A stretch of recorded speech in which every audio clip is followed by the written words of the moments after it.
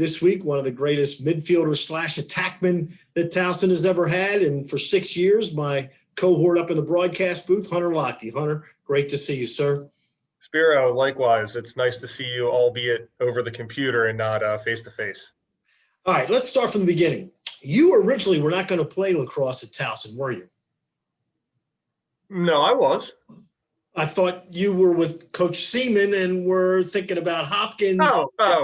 Sorry. Yes, to backtrack, I thought you were saying I was going to come to Towson and play something else. No. Yes, throughout the recruiting process, my original thought was to go to Hopkins and play for Coach Seaman. And then when he got fired that summer between my junior and senior year, things started to change. Different opportunities presented themselves. Obviously, looking at Maryland, Ohio State at the time, there was a big contingency of Baltimore guys going from obviously Baltimore to Ohio State. So did visit out there, and Towson was actually my last visit. And a lot of that really came from the relationship with Coach Seaman, with Stan Ross, who I had known since I was 10 years old. Also, obviously, a BL alum. And then with Coach Candabine, who was with Tony at Hopkins. So it was from a fitting standpoint, that was what drew me to Towson. Obviously I had no contact with Coach Runk before that. So it was pretty much new, even though it was right in my backyard. All right. So you get there, and in 2000, the team did not have a good year. You guys were 3-10. 2001, everything changed. Early in the season, you had a game against Maryland. They were number 3 in the country. You lost 9-7. After that game, was there kind of a sense that, hey, we might be better than we thought we were? So I think the biggest thing was, if you look at that freshman year, we did lose a lot of kind of closer one-goal games. Obviously, we had the situation in Vermont that had some guys not available for the Hopkins game. And we were playing pretty much shorthanded against one of the top teams in the country, obviously local rival Hopkins, blah, blah, blah. And, we put up a good fight against a very good team with essentially our second to third string attack. We had our first string midfield was all together. Our defense was all together, which was a big help for us too, as well as having Horgan in the net. So, but we were short a good percentage of our offense. And I think, we had a lot of young guys coming into their own, trying to figure out where we fit in. And, it was definitely a rough year, but I think when we came back our sophomore year, for us, that 2001 season is where things did start to click. I think that Maryland game, that close game was a big turning point. But I think the biggest turning point of that season was obviously the double overtime win against Dartmouth. Which was the following week after the Maryland game. Yeah. And that led you to an 8-game winning streak. Yeah, I think it was one of those things where we had been so unfortunate in one-goal games that to be able to finally win one of those close ones and get that confidence. And I think the advantage of a younger team, I think we've talked about it over the years with some of Sean's teams while we were on the radio, was, you're young, you're dumb, you really don't know anything else. So we were kind of in that situation where we had a lot of sophomores, juniors, but not a lot of playing time at the college level. So when we won that one game, you could see that sense of we can do this. And like you said, we went on that 8-game winning streak. Hey, hon, I'm gonna order some pizza for the kids. Or order Subway.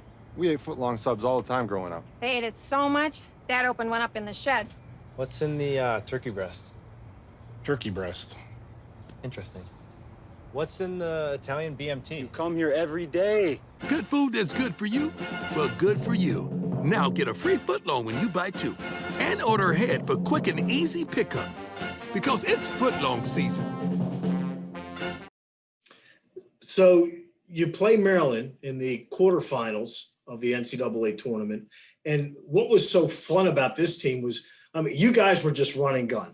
It didn't matter who had the ball. They were going to come down. They were going to fire a shot. Whether so you look at, obviously, long stick midi, didn't make any difference. Yeah, and I think it was kind of, Coach Seaman, Coach Candamy, Coach Ross knew what he had as players. He knew he had a lot of athletes. They knew that we had a lot of guys that could play, but we also knew that we had, we were in a situation where we had defensive midfielders that were starting midfield potential in Drew Farr and Alex Fountain. So you had guys that could push the ball in transition and get up and down the field. And I think they took advantage of the athletes that we had and said, you know what, we're going to roll the ball out there. We're not going to put you in an offense and make you run plays. And it was kind of that time where lacrosse was changing from the Syracuse model, which I think is what we kind of played that year, was that up and down, run and gun, fun style of play, into a, lacrosse had changed into like, okay, you're going to run this play. And if that doesn't work, you're going to go to this play. And if that doesn't work, you're going to go to this play. And coaches were just like, you know what, take the ball. You got a short stick matchup, go to the goal. If it doesn't work, move the ball and, try something else. And that's what we did. And when it came time off the face-off or in transition, off a turnover, a save, you saw those guys pushing it. You saw the guys getting up and down the field. And it was a lot of fun to play in. It sure was. In that Maryland game, one of the greatest games in Towson lacrosse history, down at College Park, to get Towson to their second Final Four. What are your remembrances of that afternoon? It's funny. I actually got goosebumps when you say that. Obviously, I'll always remember the very end of the game. But there was a specific point right towards the tail end where I was fortunate enough to get in a position to take a shot and buried it, and it tied the ball game. And then obviously we win the next face-off, and or we come down in transition. Obviously, Kyle Campbell scores the goal to put us ahead. And then we go to the face-off, and Justin wins the face-off. We get it over the line. We call timeout. And, it's one of those things I'll never forget. Coach Seaman came over to me and said, you got the ball. Let's kill this game. And I got the ball in my stick. I had Chris Pasavia and why am I drawing a blank on his name? Mike Howley, two of a sophomore and a freshman at Maryland defense, two very good defenders in their own right, guarding me. And I had to pretty much run the clock out. And we had I was able to kind of get past them and get around the goal, and the clock struck zero. I threw the ball up in the air. The whole team, kind of mobs, you mob each other on the field.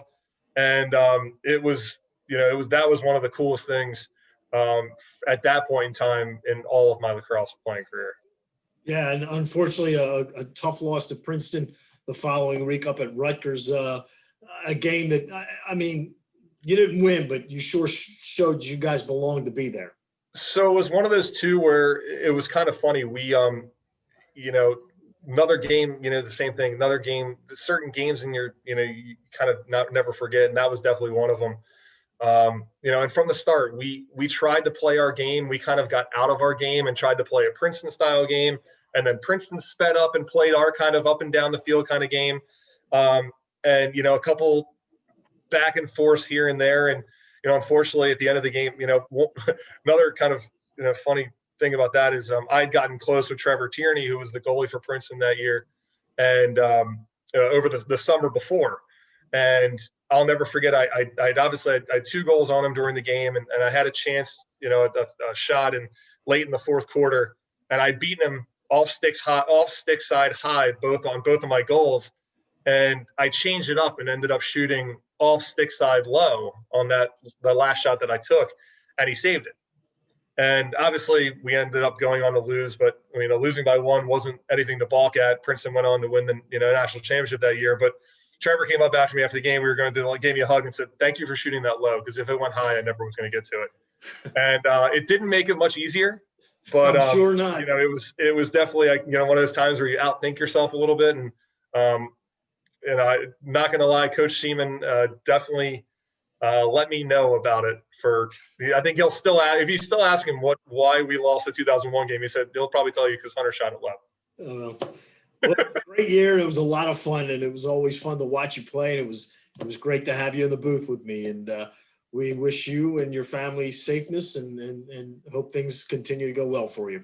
Absolutely, sir. I really, really appreciate it. Like I said, I had a great time with you in the booth. I wish I could still be doing it, but 3 kids, 7 and under, sports and life definitely get in the way, make it a little bit more difficult to be able to be there with you. But know that if I'm always here, if I can scoot away and you need somebody, I'm here for a call. And so it was a great time. I definitely enjoyed it and missed doing it. And I wish the same thing to you guys during this crazy time that we're in.